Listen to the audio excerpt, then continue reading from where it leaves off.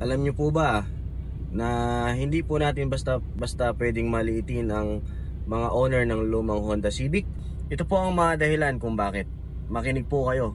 Unang-una po, ang mga owner po ng lumang Honda Civic ay kaya po nilang magtiis na kahit yung brief po nila ay butas na, hindi pa po bibili ng bago yan. Pangalawa, kahit po yan pinagpapawisan at init na po sa loob ng kotse nila, hindi pa po rin nila ipagagawa aircon nila. Kasi pag sa gabi naman po namin ginagamit yung mga Honda Civic namin, malamig naman ang aircon. So napagtsatsagaan na po namin.